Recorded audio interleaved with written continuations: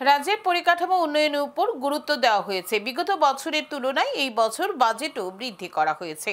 পরিকাঠামো উন্নয়ন হলে বাইরে থেকে লোক আসবে, ফলে রাজ্যে ব্যবসা বাণিজ্য বৃদ্ধি পাবে, কর্মসংস্থানের সুযোগ বৃদ্ধি পাবে।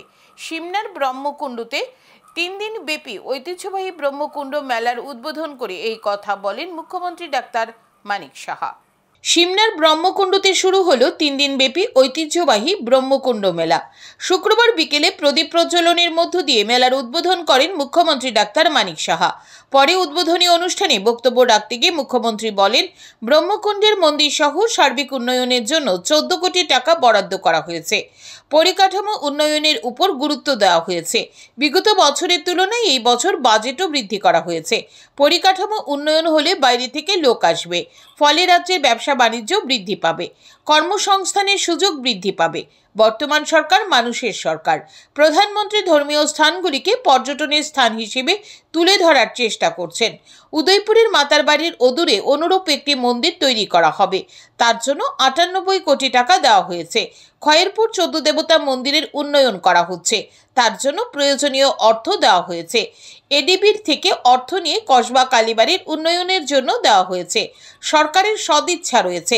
মুখ্যমন্ত্রী নাম না করে রাজ্যের পূর্বতন সরকারকে কটাক্ষ করে বলেন, রাজ্যের মানুষ 35 বছরের নাস্তিককে দেখেছে।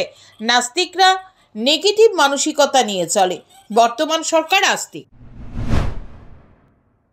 যারা নাস্তিকের ভাবনা চিন্তায় 35 বছরের নাস্তিক আমরা দেখেছি, নাস্তিকের সবসময় ন দিয়ে আরম্ভ হয় না, সব কিছুতেই নেগেটিভ, না নাস্তিক। আর আমরা হচ্ছে আস্তিকের লোক, আমরা বিশ্বাস করি, আস্থা আছে আমাদের, আহা দিয়ে আস্থা। ত্রিপুরা রাজ্য 19টি জাতি গোষ্ঠী রয়েছে। তাদের কৃষ্টি সংস্কৃতি অনেক বেশি উন্নত। সেটা যেন হারিয়ে না যায়, তার জন্য তথ্য ও সংস্কৃতি দপ্তরের মাধ্যমে চেষ্টা করা হচ্ছে বলে জানান মুখ্যমন্ত্রী ডাক্তার মানিক সাহা। তিনি আরও বলেন, আগে ব্রহ্মকুণ্ডের মেলায় বাংলাদেশ থেকেও লোক আসত। জনজাতি অধ্যুষিত এলাকায় রাত্রি বৃদ্ধি পাওয়ার সাথে সাথে মেলার লোক সমাগম বৃদ্ধি পায়।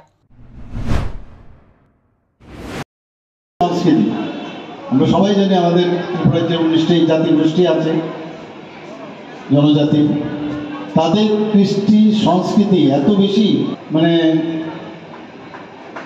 যাকে বলে কম বললে কমই হবে, যে অনেক বেশি উন্নত মানের, এবং সেটা কিন্তু হারিয়ে যেতে না যায়।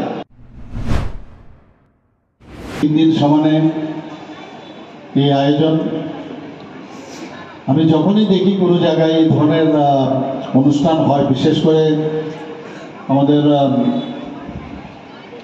ট্রাইবেল এলাকায় যদি এই ধরনের অনুষ্ঠান হয়, যত রাত বাড়ে তত বেশি লোক এখানে সমাগম হয়। এটা আমি যত জায়গায় গেছি সেখানে দেখেছি।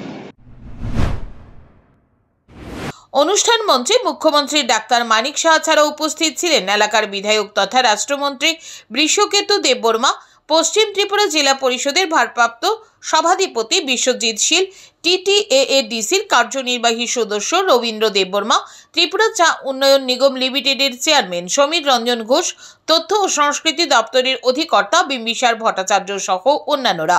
উদ্বোধনী অনুষ্ঠান শেষে মুখ্যমন্ত্রী সহ অন্যান্য অতিথিরা মেলার মন্দিরের স্থান পরিদর্শন করেন। পাশাপাশি সরকারি বিভিন্ন দপ্তরের প্রদর্শনী স্টলগুলির উদ্বোধন করেন।